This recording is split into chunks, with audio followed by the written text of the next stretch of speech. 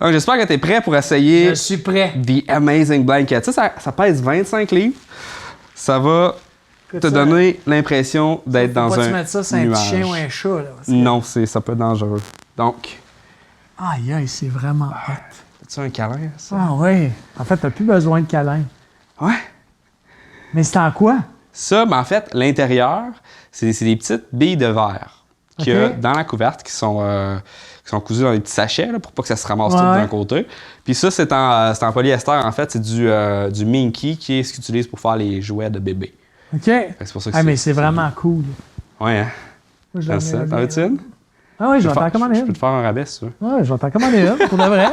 Les gars vont triper. Tu vends ça combien? Ah, c'est 250. 200, ouais, 250. Ouais, productive. C'est pour ça qu'ils voulaient me faire essayer. Là, tu l'essayes, tu l'aimes, mais ça coûte 250. Exact. Moi, je fais de la vente directe. Quand tu es un entrepreneur, il faut tout le temps que tu vendes. Ouais, tu n'as jamais fini de vendre. Bonjour et bienvenue dans le 24e épisode de Scotch et Domination mondiale. Cette semaine, j'ai l'immense plaisir de recevoir Philippe Richard-Bertrand en studio avec qui on va discuter entrepreneuriat. Et plus précisément, il y a une question particulière que j'y ai posée qui a été très, très intéressante et c'est est-ce qu'on devient entrepreneur ou est-ce qu'on est entrepreneur? Est-ce que les entrepreneurs sont tout simplement une race à part? Tu ne deviens pas entrepreneur. Tu l'es. Tu sais, je pense que moi, à 15 ans, là, tu sais, je travaillais dans des boutiques, là, puis j'aspirais déjà à remplacer le gérant. Je pense que je suis rentré dans... Je travaillais pour les Caleçons Vaugoux, là, les boutiques. Ouais. Dans mon entrevue au gérant, j'ai dit, moi, si j'ai pas ta job, à très court terme, j'aurais pas réussi. Personnellement, je pense que la seule différence entre un entrepreneur et un non-entrepreneur, c'est est-ce que tu as démarré une entreprise? C'est simple, oui ou non. Si tu as une entreprise, tu es un entrepreneur. Si tu n'as pas une entreprise, tu n'es pas un entrepreneur.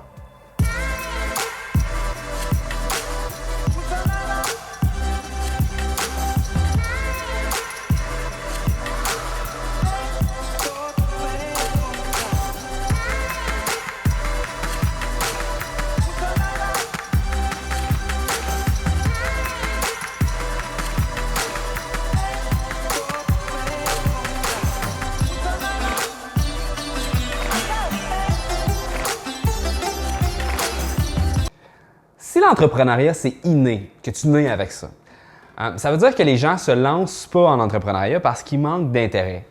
Il y aurait comme un gène qui pousse les gens à vouloir se lancer en entreprise. Mais s'il y a quelqu'un qui ne s'est jamais intéressé à l'entrepreneuriat et qui est contraint de se lancer en entreprise, est-ce que cette personne-là va quand même être un vrai entrepreneur? Est-ce que cette personne-là va être moins bonne en entrepreneuriat?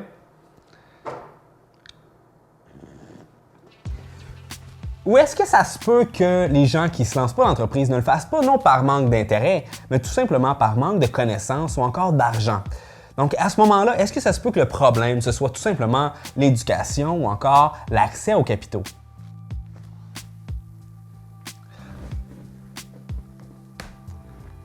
Je peux m'identifier à ce qu'il dit.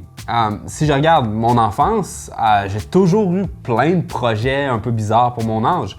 Si quelqu'un me regardait de l'extérieur et avait à me juger, il dirait que c'est clair que je suis un entrepreneur né.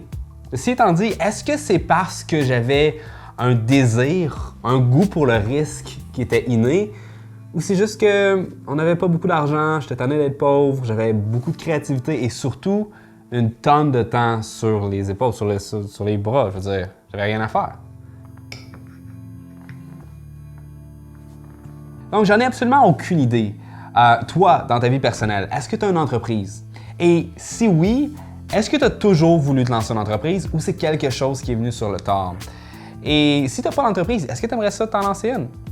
Fais-moi part de ton histoire, de qu'est-ce que tu en penses vis-à-vis de ce que je viens de dire dans les commentaires, soit sur Facebook, soit sur YouTube ou encore dans les notes de podcast au latranchée.com/24.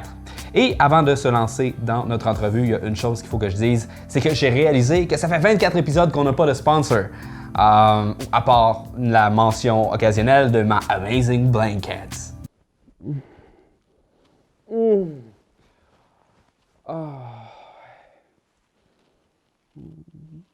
Non, mais plus sérieusement, je me suis rendu compte qu'on a plein d'auditeurs qui ont absolument aucune idée c'est quoi la tranchée.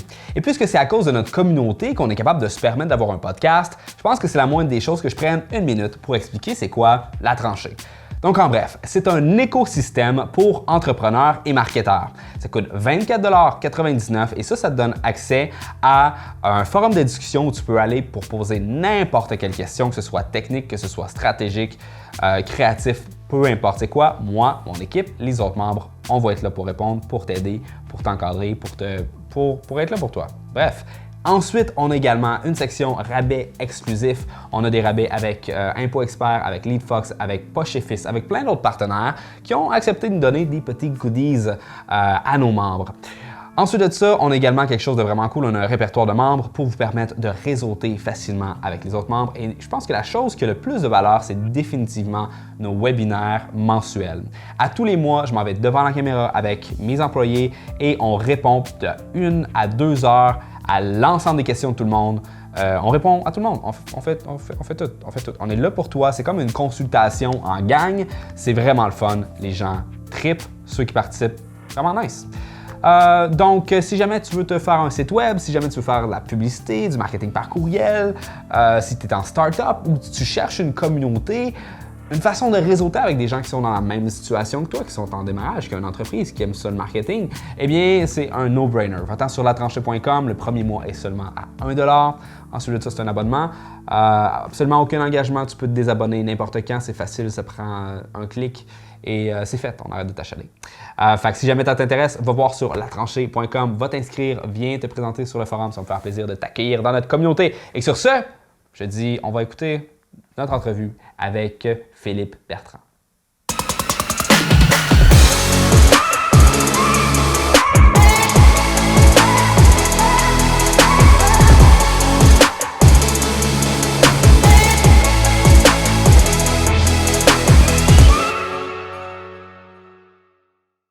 Je suis présentement en studio avec Philippe Richard Bertrand qui m'a été recommandé très fortement par Marco Bernard avec qui j'ai déjà fait un podcast. Je vais mettre le lien sous cette vidéo dans les notes de l'émission. Donc, Philippe, c'est un gars qui a une histoire assez particulière, très inspirante, ça c'est sûr. Il s'est sorti du pétrin, il a eu jusqu'à 1 million de dollars en dette. Ouch! Aujourd'hui, ces choses vont vraiment mieux. Et puis, il a publié, il n'y a pas très longtemps, il y a environ 2 ans? 1 an. 1 an, le livre Inspiration Inc. avec Kim Rosk, où il partage des entrevues qu'il a réalisées avec environ 10 grands entrepreneurs au Québec, dont Martin-Luc Archambault, Ethan Song, plein d'autres. Je m'en suis juste rappelé de 2 de la liste que j'ai essayé de mémoriser. Donc, ces épisodes ces entrevues-là, en fait, sont disponibles sous forme d'épisodes de podcast qu'on peut aller visionner. Vous avez juste à chercher sur iTunes ou n'importe quel logiciel de balado-diffusion. C'est la première fois que j'utilise ce mot. Inspiration Inc., vous allez les trouver. Donc, dans cet épisode de podcast, j'aimerais vraiment qu'on discute de c'est quoi les choses, les réflexions que la rédaction de ce livre-là a apportées en lien avec l'entrepreneuriat, mais également, on va se poser des questions sur, ça veut dire quoi être entrepreneur? Comment est-ce qu'on fait pour devenir entrepreneur? C'est quoi qui différencie un entrepreneur d'un autre individu? En se basant sur la très grande expérience de Philippe, il va pouvoir nous en partager davantage lorsqu'il va nous parler un peu de son expérience de vie. Mais avant de rentrer dans tout ça, j'aimerais te dire bonjour, merci beaucoup d'être présent sur le podcast, de t'être déplacé jusqu'à Trois-Rivières. On est en train de prendre un bon scotch. T'es pas un grand amateur de scotch, confession? J'ai été honnête et authentique. C'est difficile. Je trouve ça rough, moi. Ouais. Je trouve ça fort.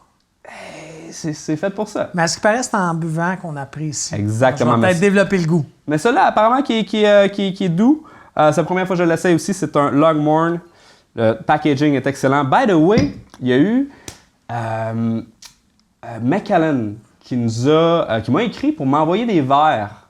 Fait que si jamais il y a quelqu'un qui est représentant de la compagnie Longmorn qui voit ça, ben écoute, envoyez-moi des choses. Mon adresse, c'est le 1500 Notre-Dame-Centre à Trois-Rivières. Vous pouvez m'écrire pour le code postal et tout le reste. Donc, on commence? Yes! Si jamais il y a d'autres personnes aussi qui veulent m'envoyer des cadeaux, on les prend. Fait que partage-moi ton histoire, en fait, à partir du tout début. Toute la kit. Regarde, je pense que ça commence jeune. Hein, de vouloir devenir entrepreneur, ça commence très jeune. En tout cas, dans mon cas, c'est pas très bon à l'école. Extrêmement brillant. Je comprends plus rapidement que tout le monde en classe, mais je trouve d'être assis en classe très pénible. De ne pas être maître de mon horaire, être court au tableau avec un prof. Donc, des années à l'école pas faciles. En fait, je me faisais mettre dehors de toutes les écoles une fois par année. En fait, je me rappelle même, ma 4e et 5e année, ma mère a été obligée de venir s'asseoir avec moi à tous les après-midi pour que la commission scolaire me garde dans l'école. Fait que t'étais un petit bum. Oui, j'étais un petit bum, mais pas un bum qui faisait des mauvais coups. Juste après 20 minutes, j'avais compris, puis là, comme c'était long, j'achalais mon collègue de classe de droite, de gauche. Puis je finissais tout le temps par me faire mettre dehors de la classe. Alors, ça a été de même jusqu'à temps que j'arrive au cégep. Là, au cégep, je pense que les cours sont plus intéressants. Mais j'avais un désintérêt total sur des cours genre philosophie, qui est un cours obligatoire. Puis là, je me disais, à quoi ça va me servir dans la vie? Aujourd'hui, j'aurais dû être plus attentif à mes cours de philosophie parce qu'il y a un lien quand tu es en affaires. Après ça, l'université, la même affaire. Je décide d'aller à l'université de soir, l'université McGill, ce qui me permettait de travailler dans le jour. Puis j'étais en relations publiques à l'université McGill et en marketing.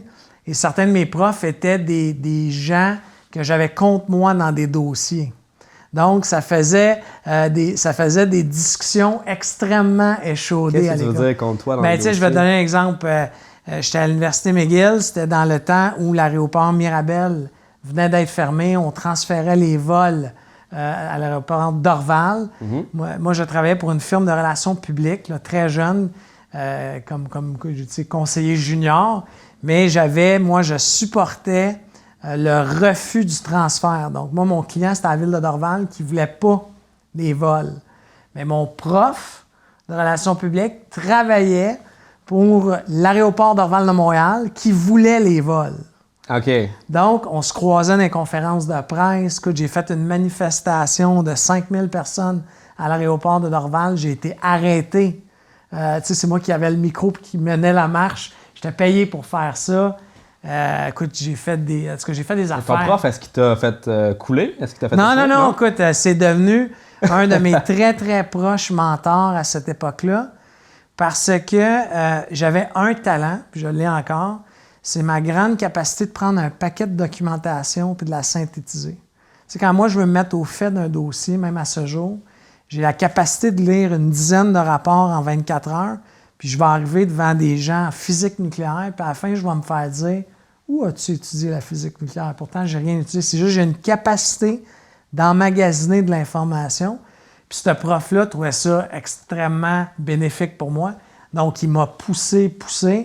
J'étais le seul, genre, que tu vois, en relations publiques, souvent, tes travaux d'équipe ou à l'école, c'est de faire ce qu'on appelle des position papers. On te donne un sujet, es-tu pour Uber? Puis là, le prof, il dit, toi, t'es pour, toi, t'es contre, toi, t'es pour, puis t'écris une position. Mais le prof, dans mon cas, il me disait, je veux tes deux positions. Alors, il fallait que j'écrive un argumentaire pro, un sujet, puis un argumentaire contre. Alors, tu comprends que ça poussait, veux pas, mes méninges à développer ce réflexe d'aller chercher des détails des sujets. Donc, ça a été extrêmement bénéfique pour moi. Puis dès que j'ai sorti de l'université en 98, à août 98, j'ai lancé ma première boîte. On était dans les années frénésie là, de technologie, bug de l'an 2000, etc. Donc, j'ai lancé ma première boîte. Ça m'a pris... Bug de l'an 2000 dit aussi crash de l'an 2000. Oui, crash de l'an 2000, mais il n'y a pas eu de crash. Il n'y a pas eu de bug. Non, mais je parle au niveau des compagnies en technologie. Ah oui, non, mais ça, c'est plus vers la fin 2001. OK. C'est la bulle techno qui a implosé. Mm-hmm. Mais moi, j'ai fait des années de fou, là, 98, 99, 2000, parce que les entreprises ne savaient pas trop quoi faire. Puis ils disaient, Phil, évalue-nous notre code pour voir si on va crasher. Puis là, je dis au client, c'est parce que tu as 1 million de lignes de code. Puis là, il dit, mais j'ai pas le choix, je suis une compagnie publique en bourse. Okay, là, on va arrêter ça là parce que tu es en train de me dire que toi, tu étudiais à McGill en marketing. Oui. Et puis là, tu avais quel âge? C'était en 98 que j'ai gradué, j'avais 22 ans. OK, fait que t'as pas eu de break. Fait que là, après ton cégep, tu as été capable de trouver un emploi aux communications de Dorval? Non, ce que j'ai fait, c'est que je travaillais pour une boîte de relations publiques qui, à l'époque, s'appelait Bazin Larouche-Sormany-Vigneault. OK. Mais je travaillais là à 17 ans. Ouais, comment ça? En fait, je viens d'une famille où le père a été en affaires très longtemps, très respectable. OK. Donc, je me suis fait placer là. Mais les gens m'ont tellement aimé. Ça a été une école Michel Bazin, qui est une femme extraordinaire, qui a été ma mentor, ma première patronne. Puis à cet âge-là, j'étais un peu coquille, si on veut, avec les femmes. Et là, elle m'a dit, je vais te casser. Puis elle m'a vraiment... Écoute, j'ai fait du café, classé des papiers. Il n'y a rien qu'elle ne m'a pas fait faire. Mais j'adore cette femme aujourd'hui parce que ça a été la meilleure expérience de travail que j'ai eue. OK. Mais tout de suite après, tu gradues. Uh-huh. Là, j'ai réalisé que je ne pouvais pas avoir de patron. Tu sais, c'était déjà... Mais le lien savais. que je veux faire, c'est... OK, là, les gens t'engageaient pour analyser le code de leur site web. Là. Est-ce que c'est toi qui faisais l'analyse du site web? Non, moi, j'engageais des gens. En fait, la seule OK. raison pourquoi je me suis lancé là-dedans, c'est qu'en 98, j'ai fait une... Tu sais, je graduais, là, j'étais à 1 mois de graduer. J'ai dit, c'est quoi les marchés porteurs? Alors, j'ai fait comme une job d'économiste, puis je me suis... Tu sais, j'ai vraiment... Écoute, il faudrait que je retrouve, je pense que j'ai encore le travail que j'ai fait pour moi-même, de 30 pages, genre, le secteur automobile, le secteur aérospatial, le secteur... Et les hautes technologies me parlaient beaucoup. Tu sais, j'étais un geek, j'aimais ça avoir les derniers appareils. J'ai eu les premiers Mac.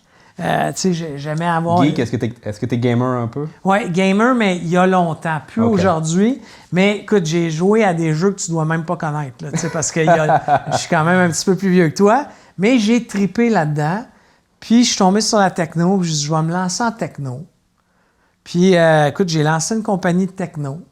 Puis j'avais pas de clients, j'étais avec un chum. Puis comme je vous ai dit, mon père était quelqu'un de connu en affaires, donc je me suis dit, je vais utiliser son Rolodex pour appeler des amis de mon père pour avoir mes premiers jobs. Puis le premier contrat que j'ai eu, c'était avec Bell Canada, 100 000 $. Écoute, j'avais même pas encore loué mon bureau, j'avais pas de carte d'affaires, puis j'ai eu un beau mandat. Oui, parce que j'avais des connexions, mais il fallait le livrer. Ouais. C'est là que j'ai appris la vie. Parce qu'après ça, de 98 à 2008, j'ai vécu 10 ans d'enfer.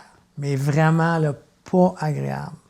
Oui, les parties, oui, accès à la richesse. Tu sais, mes premiers contrats d'1 million de $. Tu sais, j'ai fait des sites pour les Jeux olympiques d'Athènes 2004. J'ai bidé sa job à peu près 157 000. Il m'a coûté 900 000 à faire pour le livrer. Alors, j'ai eu une perte de 550 000 sur une job. Alors, ça a été 10 ans d'apprentissage de devenir un entrepreneur, d'avoir accès à de l'argent. Tu sais, puis là, je suis venu fou. Je me suis acheté une Viper, j'ai eu un Hummer, le vrai Hummer militaire. J'ai eu une Porsche 911, les maisons, les bateaux, les motos. J'ai tout essayé ça. Je suis venu fou. Fou parce que j'avais accès à de l'argent. Deuxièmement, j'avais des clients. Mes clients, c'était le Canadien de Montréal, les Alouettes, Céline Dion, Garou, Rock Voisine. Tu sais, à un moment donné, j'étais invité dans toutes les premières de tout. Mais j'avais perdu la notion que faut que tu fasses de l'argent. Tu comprends? Il faut qu'il te reste des profits. C'est pas juste de faire de l'argent à la journée parce que tu es capable de collecter des chèques. Il faut qu'il en reste. Et ça m'a rattrapé où est-ce qu'en 2008, parce que j'avais décidé pour me financer d'arrêter de payer ma TPS, TVQ et mes DAS, à ne pas faire. Du tout. Je me suis ramassé avec 1 million de dettes. Puis ouais, je me suis ramassé saisi. Puis là, j'étais à minuit moins 1 de la faillite, personnelle et professionnelle. Puis il y a une entreprise qui m'a sauvé parce que les gars m'ont dit, on croit en ta capacité d'être un bon développeur d'affaires, mais maudit que tu es un mauvais gestionnaire.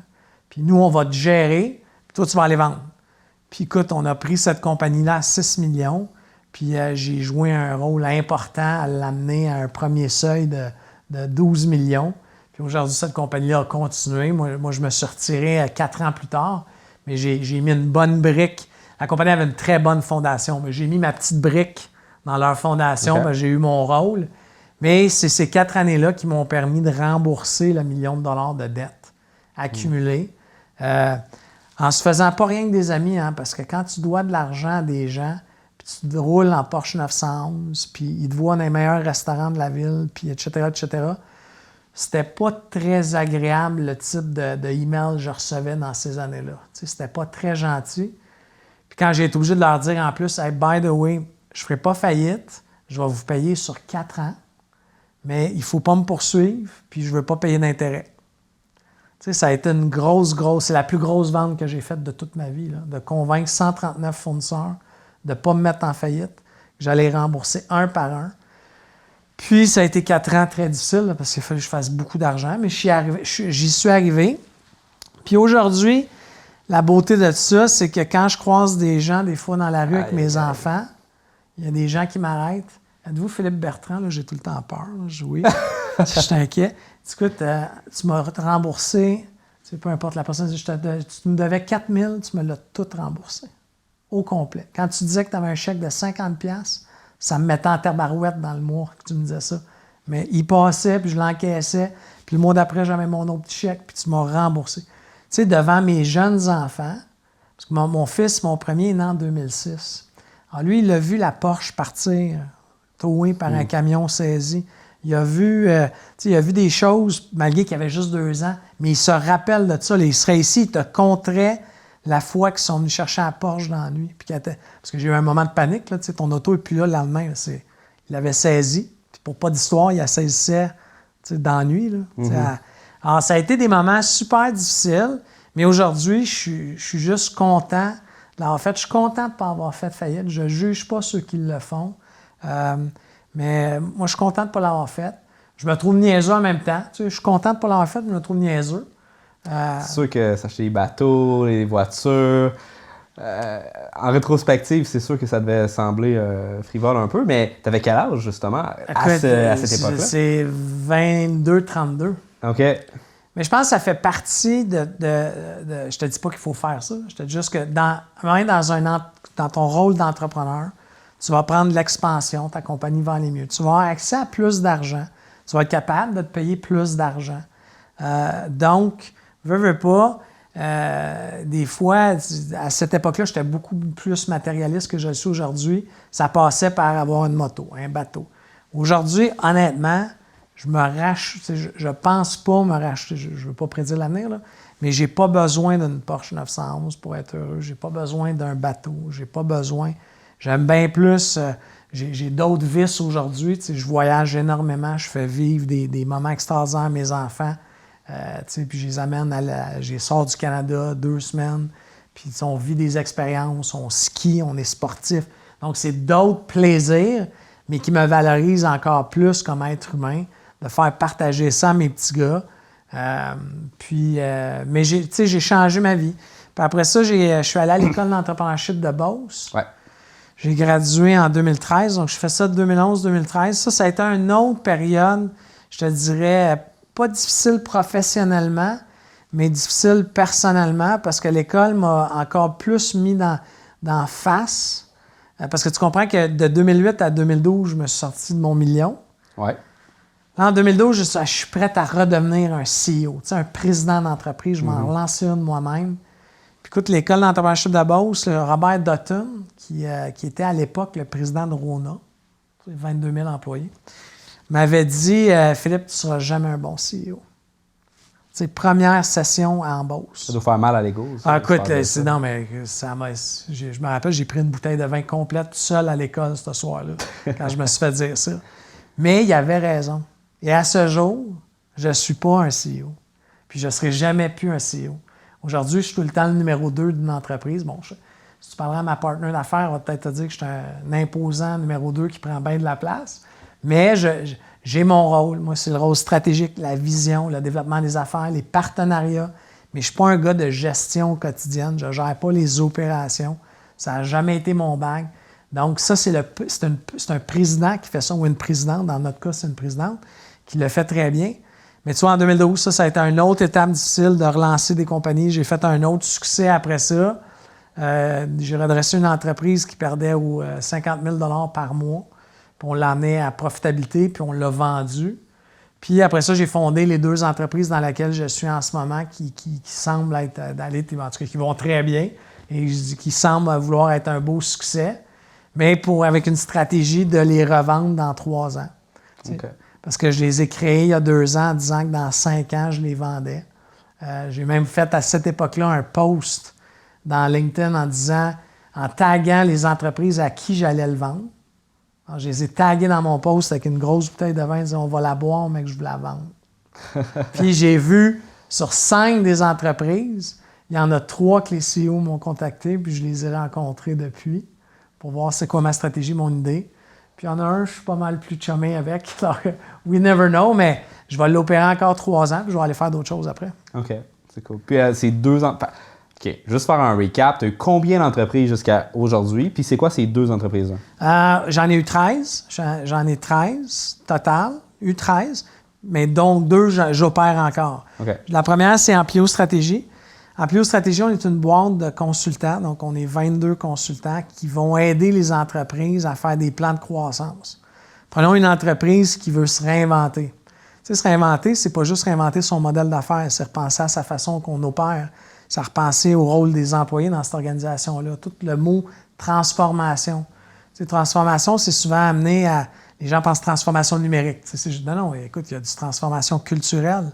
De mettre des robots dans ton entreprise, il faut que tu penses à tes employés, comment ils vont réagir, ils vont-tu vouloir opérer robots?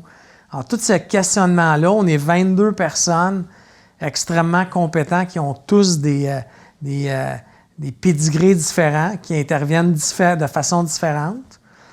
Donc ça va excessivement bien. On est en 2 ans, on est parti de 2 personnes à 22, donc je me plains vraiment pas. Puis on a démarré une autre boîte qui s'appelle Eluxi. Eluxi, c'est une boîte de gaming. Donc, on a développé une compagnie qui fait des jeux sérieux. Ouais, un peu techno. Ouais, c'est chasse le naturel et le revient au galop. Non, mais en fait, c'est l'idée de ma partenaire, c'est Geneviève Deshôtels qui a eu cette idée-là, qui l'a présentée au Dragon il y a 4 ans. Okay. Les 5 dragons, ils ont dit non. Tu sais, en 10 ans, puis ils ont dit, on croit en ton affaire. Mais on ne veut pas mettre de l'argent pour développer la plateforme technologique, on veut mettre de l'argent pour la commercialiser.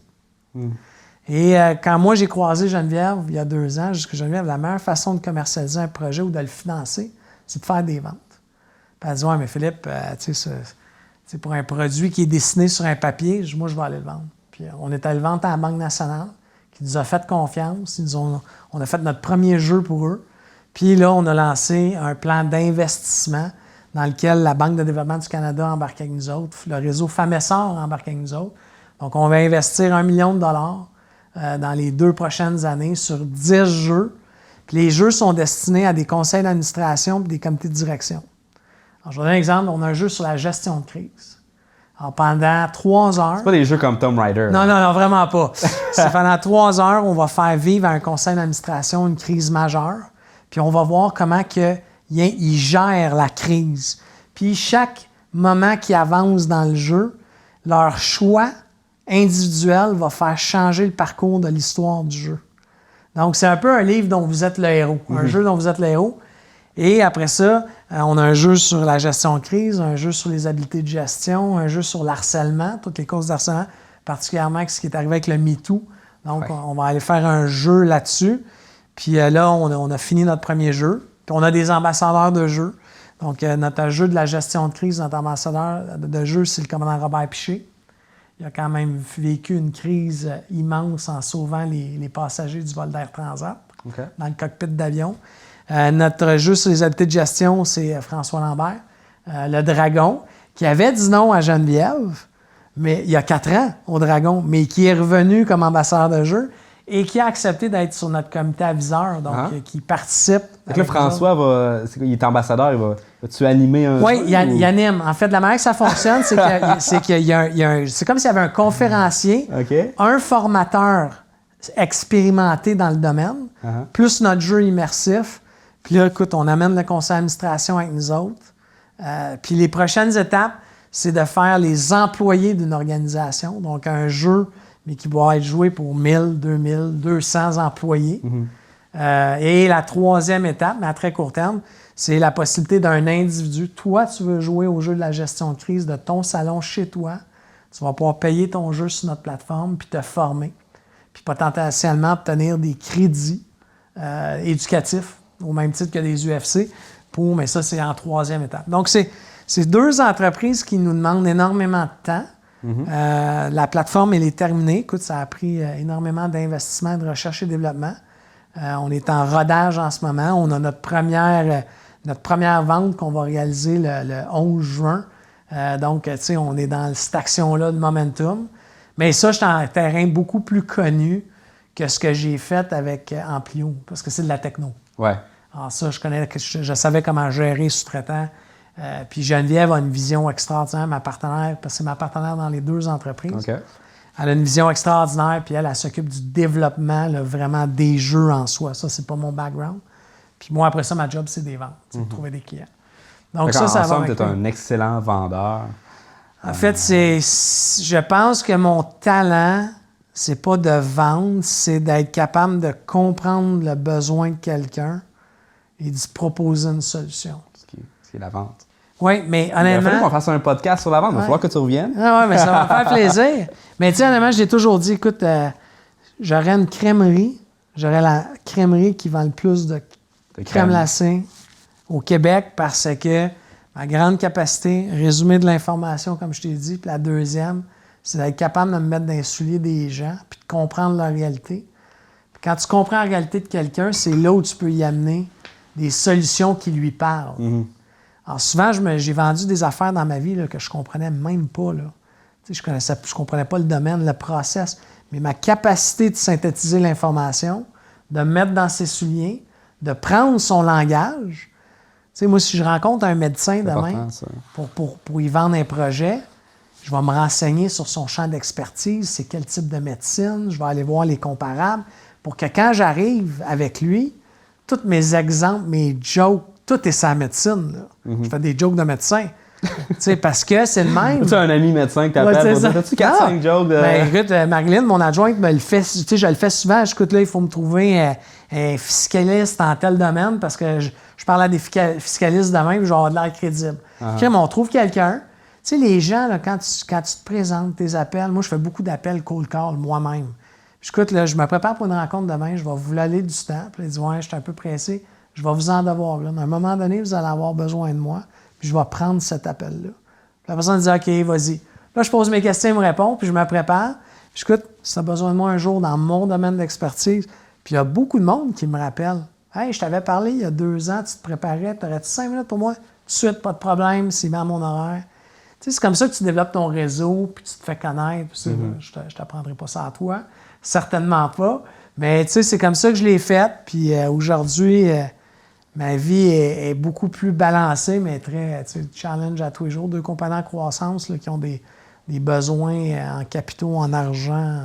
Oui, c'est pas des petites compagnies. Là. Je veux dire, vous avez beaucoup d'employés, c'est beaucoup d'argent qui se gère.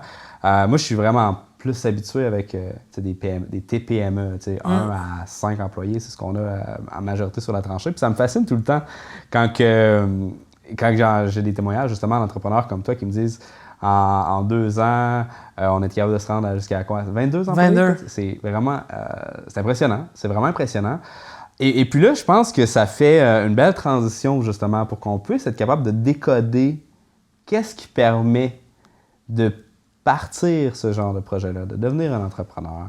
Puis on va revenir un peu à la question de départ qui était, c'est quoi pour toi un entrepreneur? Qu'est-ce qui te différencie des autres? C'est quoi les premières... Comment est-ce que ça marche?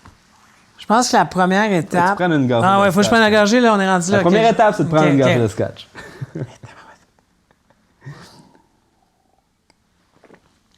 Colin, c'est fort. On a dit ça? C'est fort. C'est fort. Ah! Putain, il est vraiment bon. Je vais en avoir chaud. Ouais. Ouais, là, il y a quelqu'un qui rit, mais c'est correct. Mais c'est bon. Peut-être un peu avec du jus, mais... T'es rouge un peu, ça va aller? On va prendre une pause. Non. OK. Donc, non, c'est ça. Je pense que... C'est vraiment une bonne question. Puis, honnêtement, si tu retournerais 5 ans, là, j'ai dû répondre une fois à cette réponse-là. Je ne vais pas te donner la même réponse. Je pense que mon fusil a changé d'épaule au fil des années, mais tu ne deviens pas entrepreneur. Tu sais, si j'avais à te répondre aujourd'hui, là, tu ne deviens pas entrepreneur. Tu l'es. Tu sais, je pense que moi, à 15 ans, là, tu sais, je travaillais dans des boutiques, là, puis j'aspirais déjà à remplacer le gérant.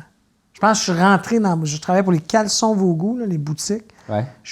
Dans mon entrevue au gérant, j'ai dit, moi, si j'ai pas ta job, à très court terme, j'aurais pas réussi.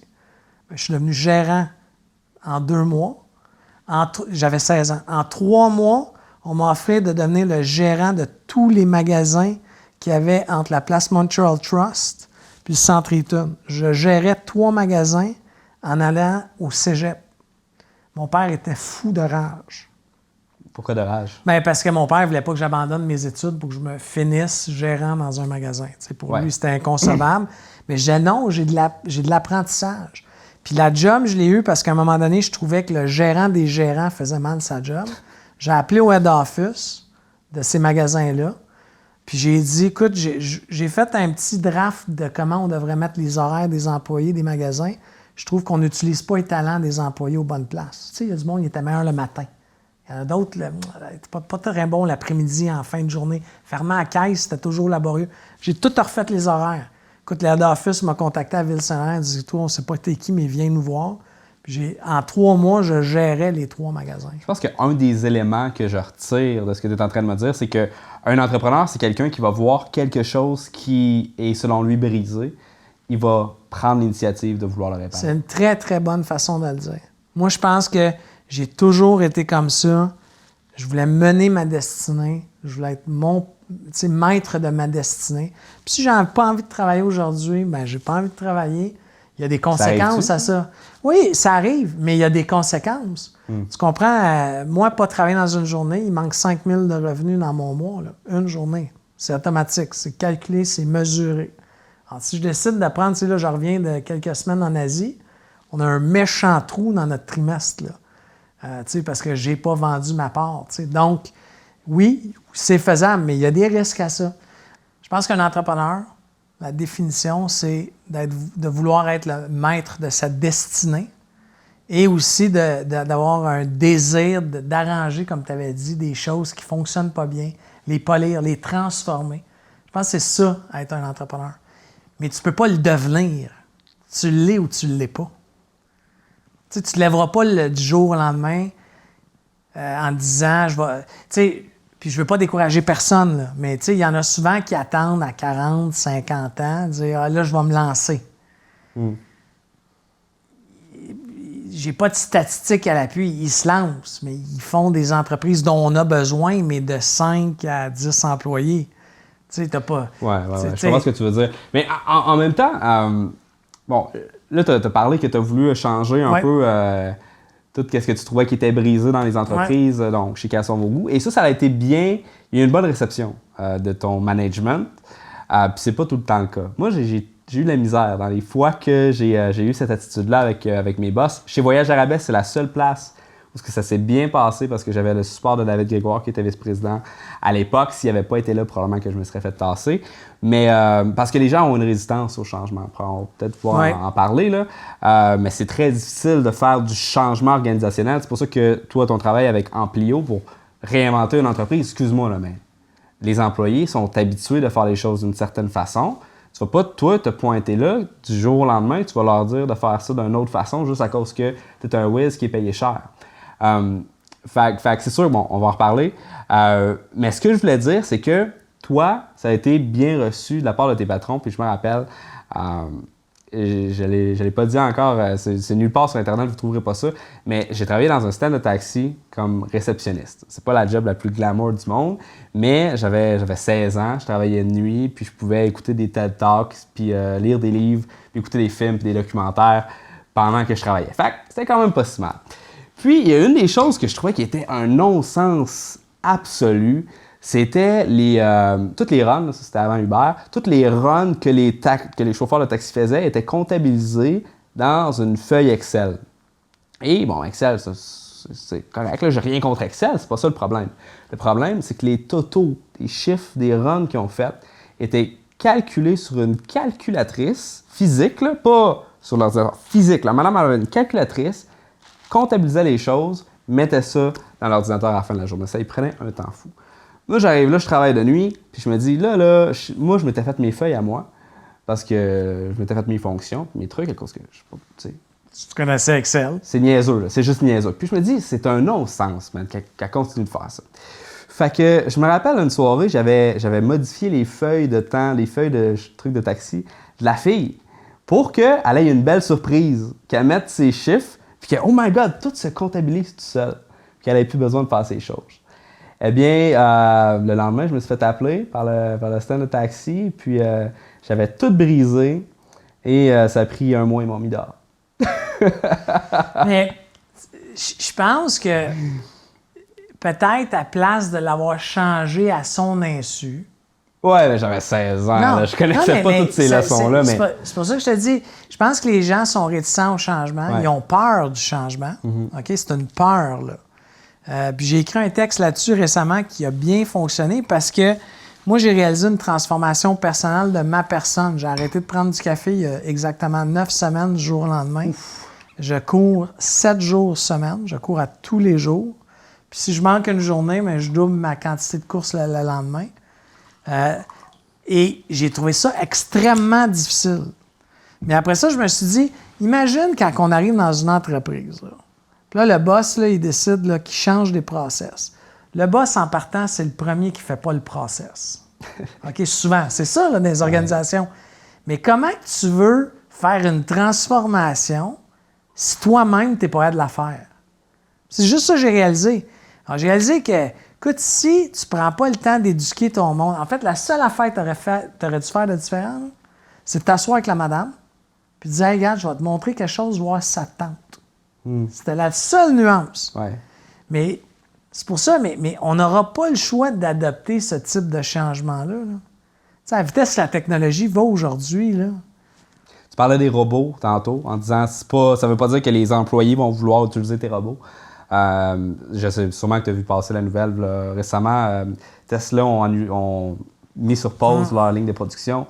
Et qu'est-ce que Elon Musk a dit, c'était qu'il avait fait une erreur. Il s'était trop basé sur les robots et que finalement, l'humain était underrated à travers tout ça. Je sais pas où est-ce que je voulais m'en aller avec cette question-là. Je vais te poser une question quand même. Qu'est-ce que tu en penses?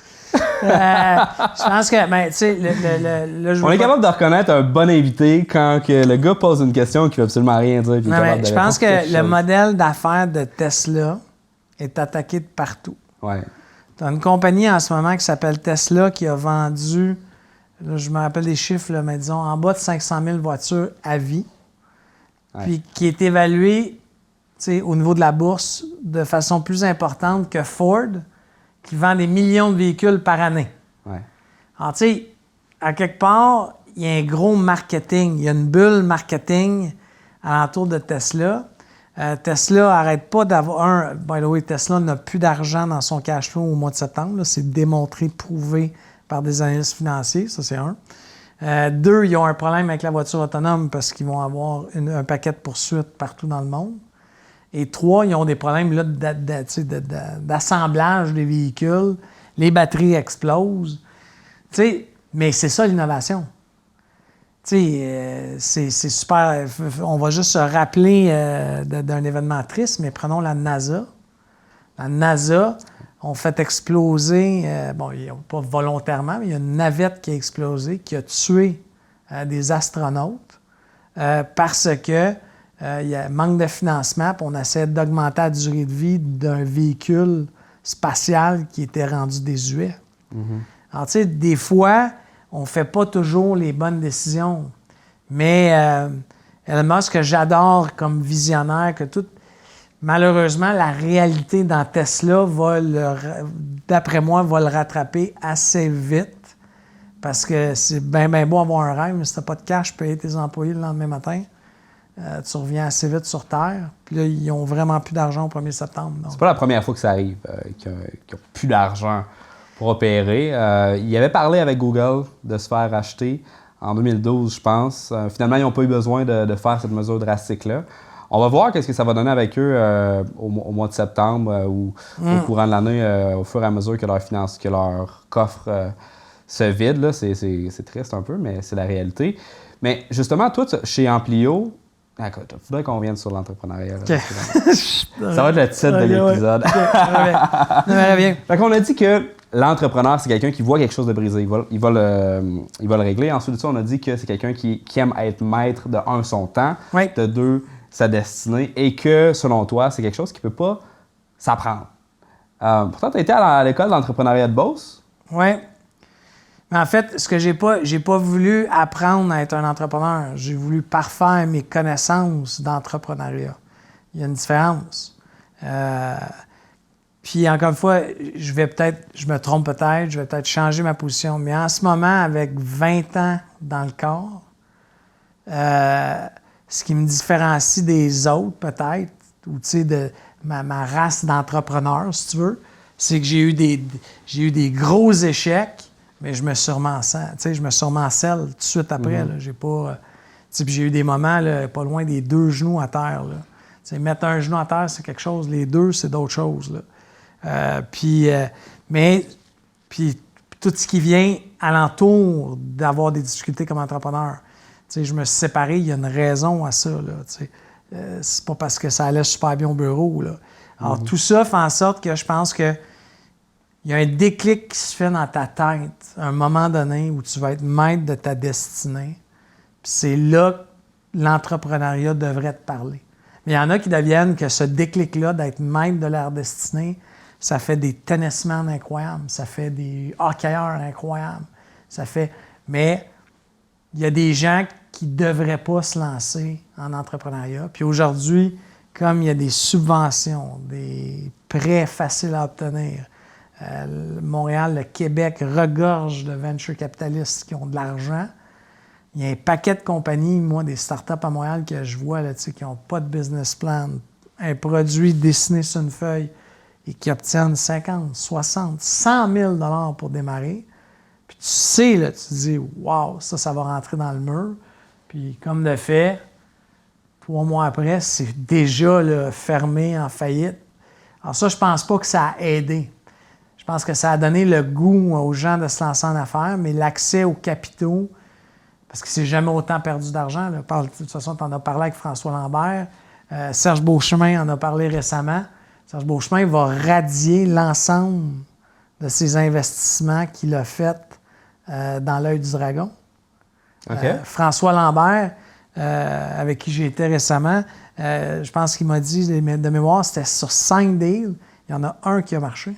Puis là, il n'est même plus dedans. Présentement, là, il s'est retiré complètement de tous les deals qu'il a fait. Bon, en plus, mais il y en a un qui a été profitable, puis il a radié 4 deals. Mais en même temps, c'est ça la réalité d'un ange investisseur. Là. Peter Thiel l'explique très bien. Mais par contre, il y a des gens qui ont des capitaux entre les mains que... Ils s'achètent une Porsche. Oui, mais tu sais, la différence, c'est que moi, j'ai jamais levé de l'argent pour m'acheter des gugus. Ouais. Je faisais des ventes. Tu sais, j'avais pas d'investisseur, j'avais pas... Chose différente. Je dépensais mon argent, mais qui n'était pas plus brillant. Mais moi, je pense qu'on a rendu ça trop facile. C'est glamour aujourd'hui d'être entrepreneur. Les entrepreneurs ont les nouvelles... Tu sais, moi, les années 80, là, c'était les rockstars, les Bon Jovi, les Youth. Aujourd'hui, les rockstars des années 2018, c'est les entrepreneurs, c'est les tech guys, c'est les gars d'intelligence artificielle, le VR. Mais il y a du monde là-dedans qui n'aurait pas dû avoir accès à des capitaux aussi facilement. Mais justement, de bord, à la place de définir qu'est-ce qui fait un entrepreneur, qu'est-ce qui fait en sorte qu'une personne ne devrait définitivement pas songer à l'entrepreneuriat? Je pense que si tu deviens un entrepreneur pour faire... Tu sais, que ton élément premier, c'est d'être riche, tu vas courir après un rêve qui est peut-être atteignable, mais qui va te faire courir toute ta vie puis qui possiblement va te rendre malheureux toute ta vie. Moi, je ne suis pas rentré en affaires pour devenir riche. J'ai aimé ça, atteindre la richesse.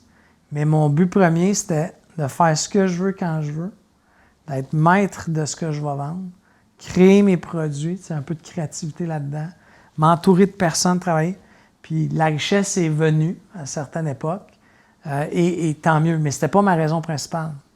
Alors, je pense qu'il faut savoir pourquoi on se lance en affaires, mais la richesse, d'atteindre la gloire et la richesse, c'est jamais la bonne chose à courir, parce que tu vas être malheureux toute ta vie. Tu sais, là, mes affaires vont bien, n'ont pas toujours été bien, mais tu sais, je travaille, là. Tu sais, moi, j'invite, tu sais, souvent, j'ai des amis un peu plus 9 à 5 qui ont des très bons jobs. On sait bien, Philippe, là, tu voyages, les galas, nanana. Je dis, hey, je travaille 10 heures par jour.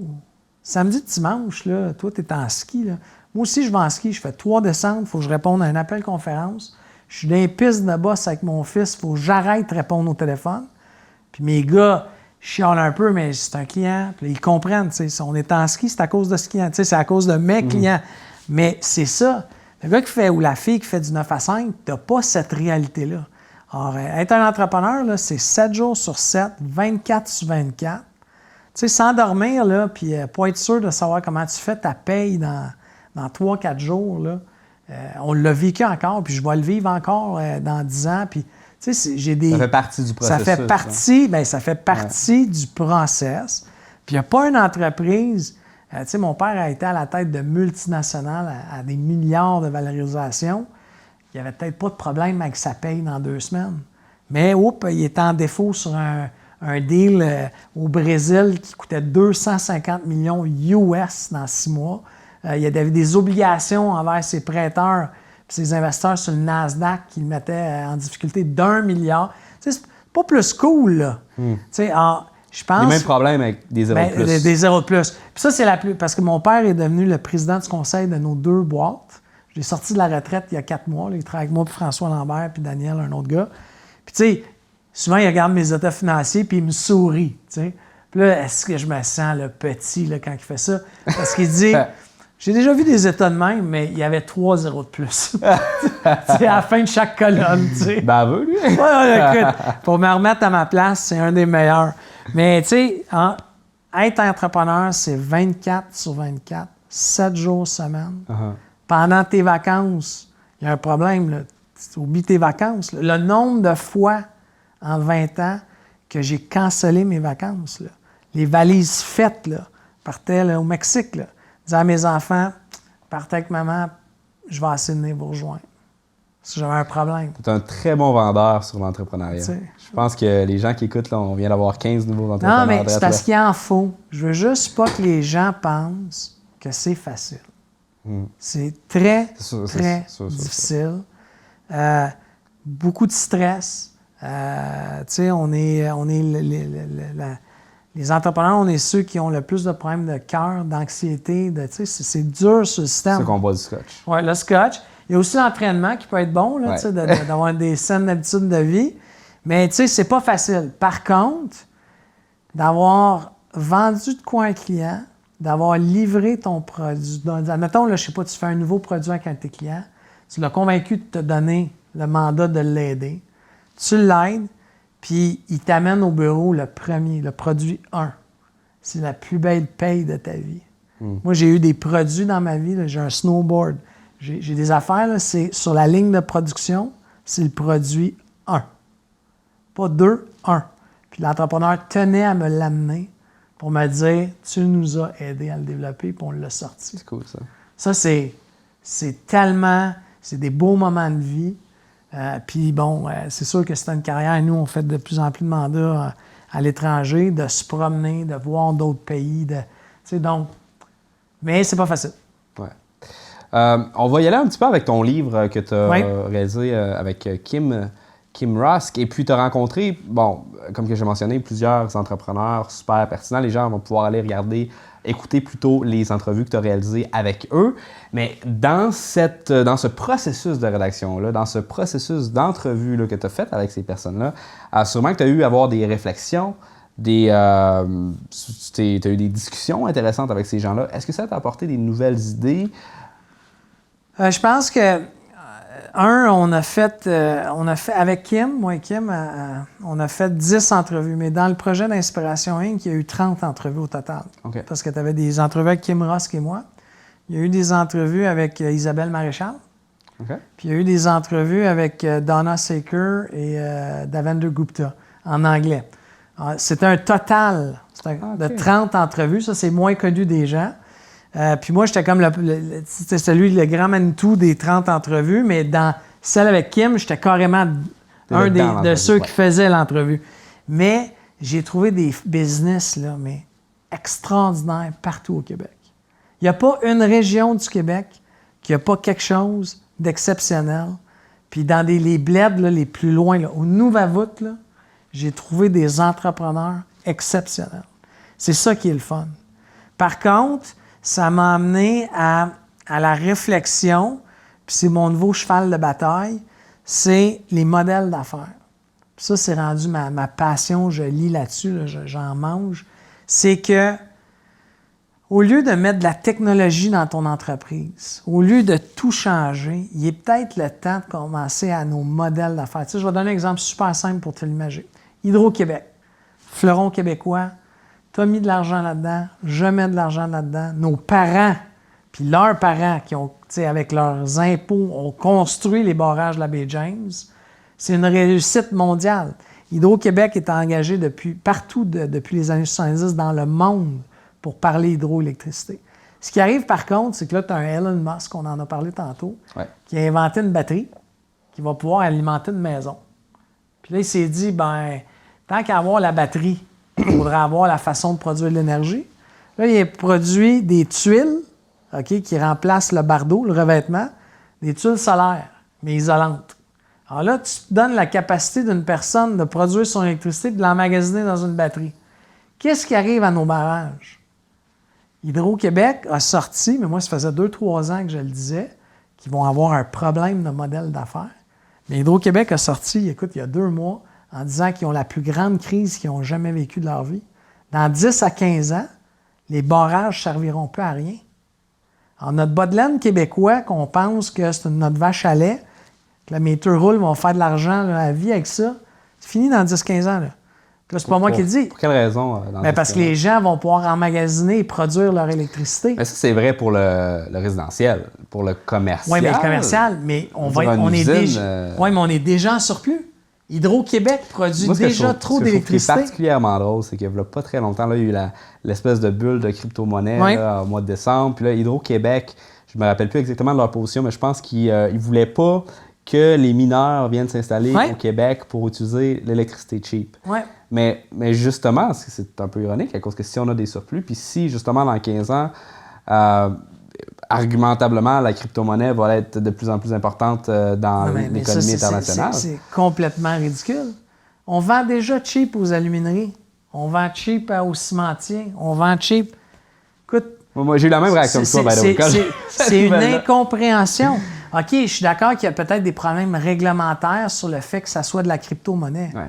Mais demande à l'AMF, la Réserve fédérale, peu importe, le gouvernement canadien, québécois, de légiférer, mais de les permettre.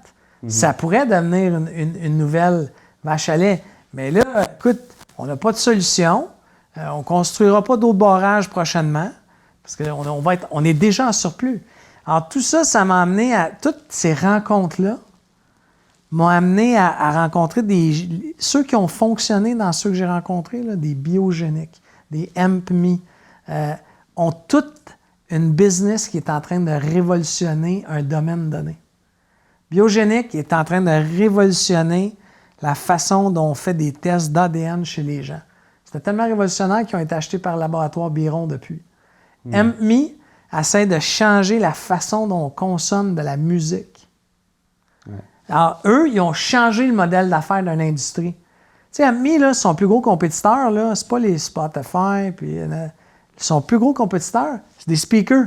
Ouais, Sonos, Joby. Mais lui, il est en train de totalement changer une industrie. Alors, il change les modèles d'affaires. Alors, je pense que la voie de demain, c'est des entreprises qui vont aller changer une industrie.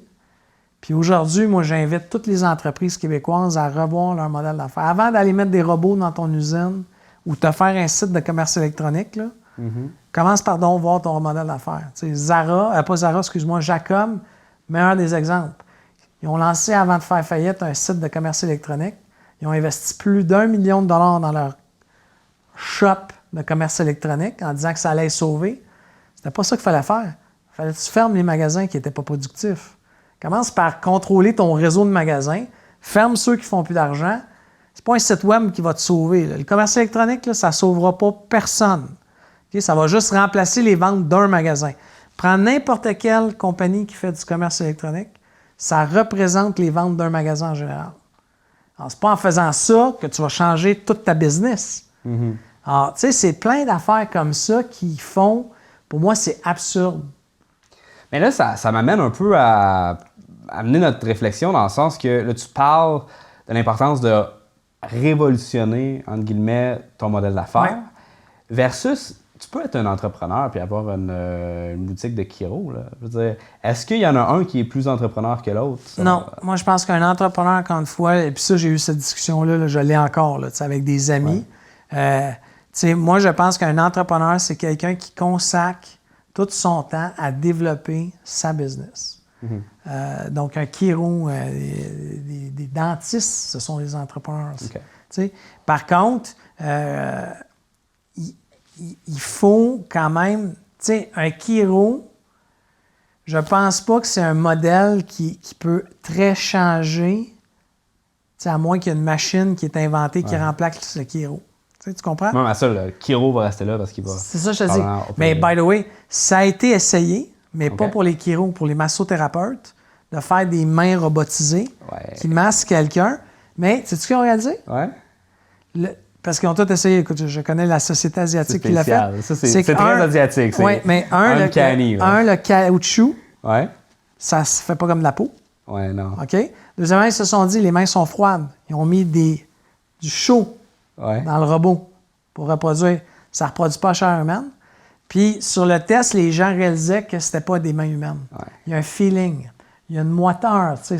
Alors, ça, je te dis, c'est pas tout qu'il faut révolutionner. Okay.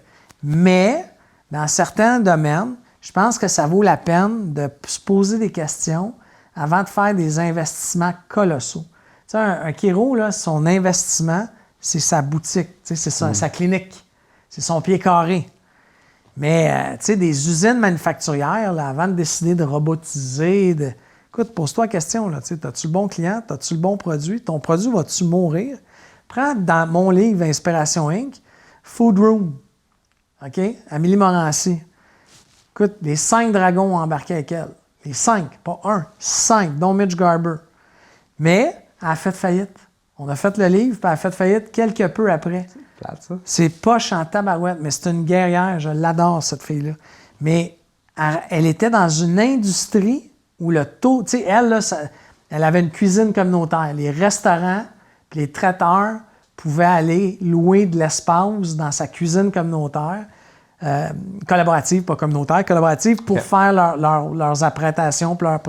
Le problème, des permis spéciaux. Oui, c'est ça. Puis, tu sais, des faux.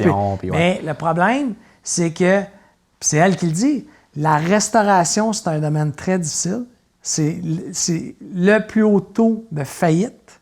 Alors, elle a eu un paquet. C'est pas parce qu'elle est mauvaise gestionnaire qu'elle a fait faillite. Elle a un paquet de clients qui ont fait une faillite, qui sont partis sans payer leurs factures.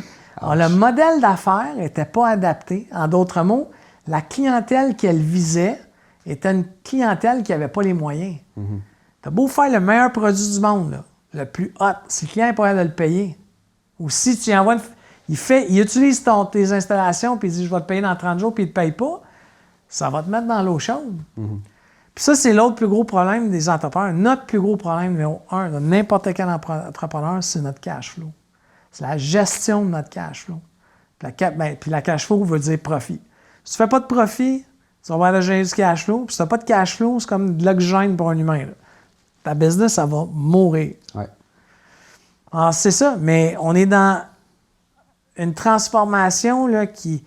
Tu sais, c'est une révolution qui s'en vient. Là. Parce que la robotisation, l'intelligence artificielle, le data mining, pas les crypto-monnaies, mais la capacité d'emmagasiner de l'information, tout ce qu'on appelle le predictive analysis. Tu sais, aujourd'hui, il y a des compagnies de transport qui changent les routes qu'ils utilisent avec une prédiction de la météo. Tu sais, c'est capoté, là. Parce qu'ils vont dire, OK, c'est peut-être mieux de faire 30 km, mais d'éviter le nuage au-dessus de Montréal, parce que quand il pleut à Montréal, tout jamme. Alors, ils vont permettre aux chauffeurs de faire une grande voie de... Tu sais, ça s'en vient, là, malade. Les données qu'on a accès pour travailler. Oui. Puis on peut voir ça dans les médias présentement avec l'affaire de Cambridge Analytica, Facebook, parce qu'on vient de se rendre compte, oh my God, ils ont des données sur nous, puis ils s'en servent. Mais tu sais, en fait, des gens comme toi puis moi, là. By the way, là, si vous mettez de quoi sur Facebook ou Instagram, là, c'est du domaine public, là. Tous ces réseaux sociaux-là, là, c'est pas gratuit pour une raison. Tu sais, c'est gratuit pour une raison, là. Ouais. Faut qu'ils monétisent le data, là. Puis il y a beau, M. Zuckerberg a beau faire devant le Parlement européen, devant le Sénat américain, là, des grands des grands désolés, ça va recommencer demain. Ouais. Parce que c'est le nerf de la guerre. C'est ça qui Mais vend. c'est ça l'avenir aussi. Là. C'est ça qui vend. C'est là qu'on s'en va. Mais en plus, avec Internet of Things, là, maintenant, Microsoft sont en train de faire des puces tout petites avec un nouveau système d'exploitation qui va te permettre de connecter ton frigidaire avec ton toaster, avec ton micro-ondes, si tu veux. Fait que c'est définitivement dans cette... J'ai un chum en Israël ouais? qui a une puce dans sa main, puis ça ouvre sa porte. Il n'y a plus de clé. Mais justement, on va donner un exemple concret. Moi, je suis une personne qui a tout le temps plein d'idées. Je suis dans mon char, je prends ma douche, et surtout dans la douche. Parce que dans la douche, je sais pas si tu le savais, mais il y a comme un vortex qui se fait, ce qui fait en sorte que tu as une plus grande densité d'oxygène qui s'en va jusque dans le haut de la section de ta douche, ce qui fait en sorte que tu es plus créatif. C'est important de prendre beaucoup de douches dans la vie pour gagner beaucoup d'argent. Ceci étant dit, tu parles du gars qui a une puce dans la main. Ça, c'est un petit peu extrême. Mais prends les portes, là, les portes normales. Là. Ouais. OK? Pourquoi il n'y a pas des fingerprint readers là-dessus? En fait, c'est bien sûr, mais ça existe. Ça existe. Je les ai regardés. Ça existe. Il y a un gros problème connu pour la batterie. Exact. Fait que c'est ça. Fait que ce qu'il faudrait que tu fasses, c'est que dans ta porte, tu as l'espèce de truc là, qui cogne dans le fond, qui empêche. Bon, mais ça prendrait une machine de chargement à induction. Il faut que quand tu fasses ta maison, tu installes le dispositif. Fait qu'un système comme ça pourrait être vendu à des gens qui font les maisons, les constructeurs. Fait que ça, c'est une business. Une autre affaire. Les maudites cartes d'accès là, dans les ascenseurs là, pour les hôtels. Bon, même affaire. Fingerprint scanner. T'es dedans, t'as le panneau, t'as l'espace, tout serait là pour qu'on ait ça, mais ça n'existe pas. En fait, ça s'en vient bientôt avec la technologie NFC dans ton téléphone, ou est-ce que si tu as le checking dans un courriel de ton téléphone, c'est ton téléphone qui va débarrer ta chambre d'hôtel. Ouais, OK. Puis, parce que, tu sais, tout le monde à cette heure débarre leur téléphone avec ça. Fait que, tu sais, t'as Apple ID, Est-ce que tu connais un produit, dernièrement, là, tu sais, prenons le même, dans les 5 dernières années, là, qui est arrivé sur le marché et qui était quelque chose de nouveau, là, tu sais, jamais entendu parler, là. Ouais, je comprends ce que tu veux dire. Et puis, tu sais, ma première idée de business, OK, je me rappelle, je travaillais comme... je pense que j'étais animateur dans une maison des jeunes dans ce temps-là. J'étais au Morgane, là, en train de prendre un café avec mes amis, puis là, on était en train de se dire, t'as parlé, il fait chaud, tu sais, grosse journée de juin, fait 26, on va-tu se baigner? Puis là, moi, je dis, ma piscine est à 78, on va chez nous, tu sais, elle est grande, puis tout. Puis mon ami, il a dit, non, la mienne est à 81. Puis j'étais là, puis j'étais comme, fuck this guy, tu sais, peut-être que la mienne est plus chaude finalement, mais on ne sait pas. Fait que finalement, on s'en va chez eux, puis elle est à 76. Fait que moi, je me suis dit, c'est impensable quand, genre, 2012, tu sais, c'est comme back in the days, les iPhones venaient de sortir. On a des appareils intelligents, puis je suis même pas capable de savoir ma piscine est à combien.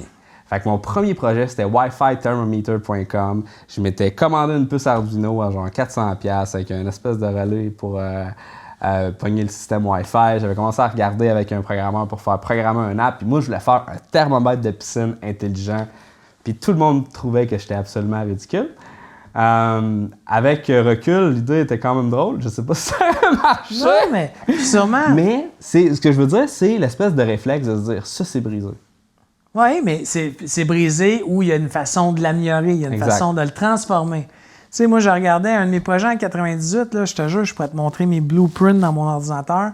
Ça s'appelait Spinbox. Ma compagnie s'appelait Spin.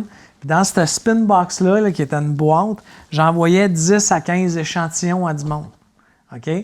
Puis la boîte était gratuite, mais je te demandais après ça comment tu as aimé le produit, puis tout. Puis moi, je vendais l'espace publicitaire dans la boîte à des annonceurs. Tu sais, prenons, c'est un shampoing, de la crème, un savon. Mais aujourd'hui, là, l'industrie de la boîte où tu commandes quelque chose, c'est mondial. C'est pour recevoir une boîte de céréales par mois. Au bureau, nous, on reçoit nos collations des Just Bites, que j'adore, d'une entrepreneur de Montréal qui s'appelle Mélanie Grenier. Mais tu sais, une boîte de collation, je reçois... Il y a des gars, Socks by William, tu reçois une paire de bas par mois. Mais j'ai pensé à ça en 98. OK? Le modèle a évolué. On écoute... C'est pas exactement ce que tu avais imaginé. Non, mais tu sais, ça a évolué parce que le consommateur, puis on est moins dans l'échantillonnage. Tu sais, dans ces années-là, là, Moi, j'avais une compagnie de web, puis j'avais une agence marketing promotionnelle.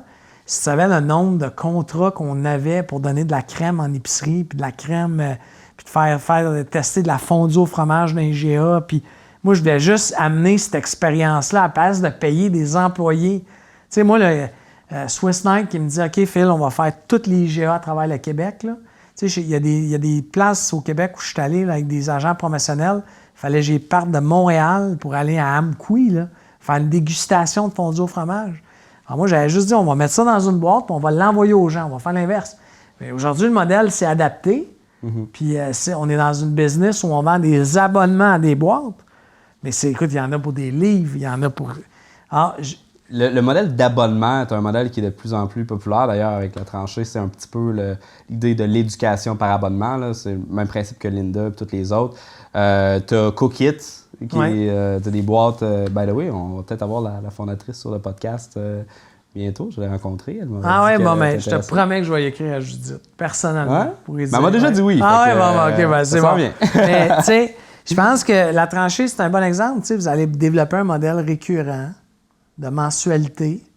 C'est un beau modèle. C'est brillant. Là, il faut que tu l'alimentes en contenu. Puis, ça, c'est un job aussi. Là. Mais vous avez amélioré une façon de livrer du contenu à des gens. Puis les gens sont prêts à payer pour. Ce n'est une innovation en soi. Mais juste le milieu de l'éducation, de façon générale, est en train d'être transformé présentement. Moi, je fais juste regarder. Mon fils ne fait plus des exercices dans son livre. Le professeur, il vend une clé web, puis il faut qu'il fasse ses devoirs, 12 ans, il fait ses devoirs sur mon laptop. Pourquoi? Parce qu'ils ont compris, les gens qui font les éditeurs de livres, ils ont compris que, le prof, il photocopie le livre illégalement à l'école. C'est ça, là, c'est ça qui se passe dans toutes les écoles. Non, je ne peux pas gêner en parler. Là.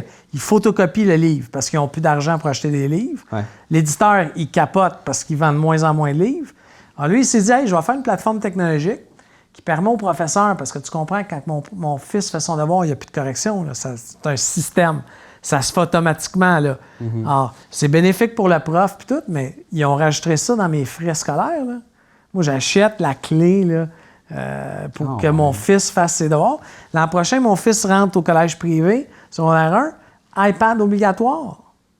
Tu sais, il y a des travaux qui vont être faits là-dessus. C'est pas un iPad Pro, parce que ça commence à coûter J'ai aucune idée, mais écoute, c'est un iPad, tu sais, puis c'est obligatoire. Puis là, tu sais, il y avait des parents en réunion de parents qui disaient « Ouais, mais si nous, on est contre l'iPad, bien, faites pas venir votre enfant à cette école-là. » Nous, dans le cursus, il y a un iPad. Alors, je pense qu'on s'en va là, on améliore, mais il n'y a pas de nouvelles technologies. Tu sais, on n'a pas vu... Ouais, toi, tu parlais, là, tu sais, comme, Peter Thiel, il explique ça vraiment de très bonne façon dans son livre Zero to One. C'est-à-dire que tu pars de absolument rien, puis tu innoves quelque chose de complètement nouveau. Qui fait ça? Écoute, peut-être que les premiers, PayPal, c'est un petit peu ça, je suppose. Tu sais, PayPal, non, parce que, tu sais, PayPal, tu sais, plus on parle. Ils ont pris quelque chose qui existait déjà. C'est ça, je te dis, tu sais, l'iPhone, tout le monde dit que le premier téléphone intelligent, c'est iPhone, c'est faux. C'est BlackBerry. Puis avant ça, c'est Palm Pilot. Puis avant ça, ça s'appelait des Treo. Puis avant ça, tu sais, il y a tout le temps un produit à quelque part. Tu sais, sur la table. Mais lui, c'est pas lui qui est profitable habituellement. Ça, non, écoute, moi, quand j'étais jeune, on avait des bêtas, des cassettes bêta. Ouais. Puis après ça a été des VHS. Puis après ça a été des lecteurs CD. Mes premiers lecteurs CD, je ne sais pas si tu te rappelles, c'était gros de même. Oui, c'était énorme. Tu sais, dans le même. Alors, tu sais, écoute, puis un bêta dans le temps, écoute, c'était 2 000 $3 000. Ouais. Moi, mon père nous a payé notre premier Mac 14 000 $. Macintosh 2, là. Ça avait de l'argent dans ta famille, hein? Non, mais écoute, mais lui, c'est un besoin d'affaires, tu sais. Il l'a pas acheté pour les enfants. Il en avait besoin lui aussi. Mais c'était 14 000 $. Tu sais, puis il était assez craqué pour pouvoir le payer pour qu'on aille un à la maison. Puis il avait les sous pour le faire. Mais tu sais, c'est souvent comme ça. Ouais. Fait que j'ai regardé, le prix des nouveaux iPhones a été annoncé. On est dans une diminution là, assez importante des produits de l'iPhone, du prix des iPhones. Il est annoncé à 519 $. Là. Le top US, ça donne à peu près 800 $ canadiens. C'était pas à 1000 le X? Non, 519 US, donc c'est à peu près 800 Canadiens. Mais l'ancien modèle était à 1000. Donc, Ouais, on est là, en le train... monde va chialer. Oui, c'est ça, mais on est en train de baisser. réduction. C'est tout le temps comme ça. Mais, OK. Mais écoute, je veux ça fait déjà un bon moment qu'on discute, je veux qu'on rappe un peu le podcast. Donc, c'est une conversation qui est assez difficile à résumer. On a parlé de ton parcours qui est super inspirant, de ton, écoute, racker 1 million de dollars en dette, être capable de clearer tout ça. Tu t'es rendu compte que tu n'étais peut-être pas nécessairement un excellent CEO, mais que tu étais un excellent pour développer la business. Ouais. Et puis ensuite, on a parlé de qu'est-ce qui fait un bon entrepreneur, c'est quoi qui est au corps, c'est le désir intrinsèque de vouloir être en contrôle de ce qu'on fait, de où ce qu'on s'en va, couplé à une espèce d'émotion, qu'on n'est pas capable de laisser quelque chose qui nous dérange, qui ne marche pas, on n'est pas capable de le laisser de même. Il faut qu'on améliore les choses quand on voit des améliorations possibles.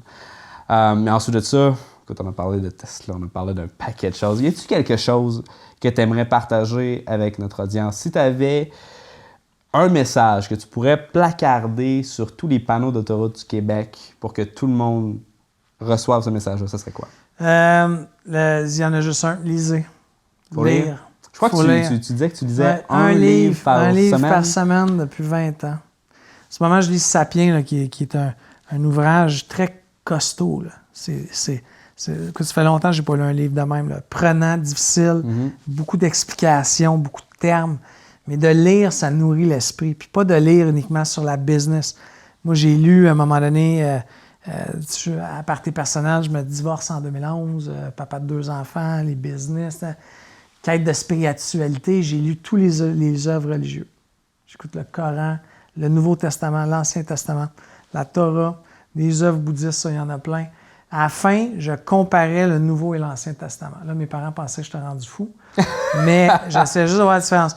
J'étais en quête de quelque chose, mais je voulais comprendre pourquoi des religions ne s'aimaient pas. Parce qu'il n'est nulle part écrit dans le Coran que les chrétiens, c'est des pas bons. Puis dans la Bible, il n'est pas marqué que les musulmans sont des pas bons. Tu sais, toutes les œuvres religieuses, il n'y a pas plus de tolérance et d'ouverture dans ces textes-là. Alors, tu sais, de lire, de se renseigner, d'être curieux. Moi, là, c'est la chose que j'essaie de passer à mes petits garçons là, qui sont nés avec des iPads puis des Xbox, mais j'ai force à lire. Tu sais, puis c'est pas facile avec des jeunes. Mais là, tu vois, j'ai trouvé une série sur des joueurs de hockey du Canadien. Là, mon garçon de 12 ans embarqué, parce qu'il y a un livre sur les joueurs. Mais tu sais, il lit au moins. Il lit, tu sais. Alors, de lire. Puis c'est difficile, c'est pas facile pour tout le monde. Non, effectivement. Mais lisez les journaux. Juste de lire les journaux. Même si tu lis la section culturelle du Journal de Montréal, lis Éco-Vedette. Tu vas lire, tu vas voir des histoires, tu vas voir de la peine, du chagrin, de la joie, de la déception. Tu vas entendre dans Éco-Vedette qu'un artiste s'est laissé et qu'il y a une grosse peine d'amour. Tu sais, juste le fait de t'alimenter, tu vois qu'on est un paquet de monde qui vivent toutes les mêmes affaires à des degrés différents. Donc, lire. Point. C'est ma seule recommandation. Parfait. Ben, écoute, merci beaucoup pour de t'être déplacé. Merci d'avoir partagé puis merci, ton histoire. Pour cette liqueur très chaude dans mon corps. Écoute, on va t'en faire boire une dernière gorgée. Merci beaucoup pour l'invitation. Hey, rebonjour! J'espère que tu as apprécié cette entrevue avec Philippe Richard Bertrand.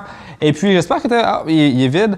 J'espère que tu as apprécié la petite intro que j'ai faite au podcast. Je veux dire, je fais pas ça habituellement. C'est un format un peu plus vlog. C'est sûr que si tu l'as écouté au format audio uniquement, tu as dû trouver ça un peu weird, un peu bizarre. Je m'excuse pour ça.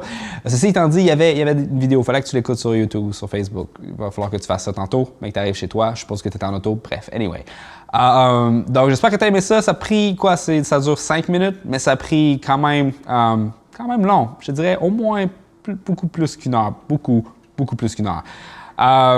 Mais c'est le fun, c'est vraiment le fun, j'ai aimé ça. Et puis, si t'aimes ça, tu peux me le dire dans les commentaires. Si t'aimes pas ça, dis-moi le pas, s'il te plaît. Alright? J'ai pas besoin, OK, que quelqu'un brime ma créativité parce que je suis un artiste et j'ai le droit de m'exprimer de façon sans contrainte. Alright? Bon, it's a safe space. Je sais même pas si j'ai besoin d'être sérieux dans ces outros de vidéos-là parce que je sais même pas si les gens l'écoutent jusqu'à la fin. Est-ce qu'il y a des gens qui écoutent ça présentement? Allez dans les commentaires. Faites juste, envoyez-moi un courriel, envoyez-moi un message sur la tranchée, va-t'en dans les commentaires, dis OK, Olivier, on écoute jusqu'à la fin, don't worry, parce que présentement, j'ai un peu l'impression de me parler tout seul. Which is sad. Anyway. Ceci étant dit, au début, j'ai posé une question. C'était, est-ce que tu penses que l'entrepreneuriat, c'est inné ou c'est acquis? Et je veux vraiment savoir qu'est-ce que tu en penses. Fait que va partager ton expérience dans les commentaires. Je veux vraiment le savoir. Plus il va y avoir de gens qui vont partager justement qu'est-ce qu'ils en pensent, plus que cette petite expérience-là va devenir représentative et ça va peut-être donner des résultats intéressants. Alors sur ça, je te dis à la prochaine. Je te présente un nouvel épisode de podcast dans 2 semaines où je vais te présenter un invité, non pas un invité, une invitée vraiment très intéressante. Elle va vous botter le cul de motivation. Une fois que vous allez avoir écouté ça, vous allez être comme « Oh my God, qu'est-ce que je fais avec ma vie? Il faut vraiment que je m'active. » Alright, fait on se dit à la prochaine. Ciao!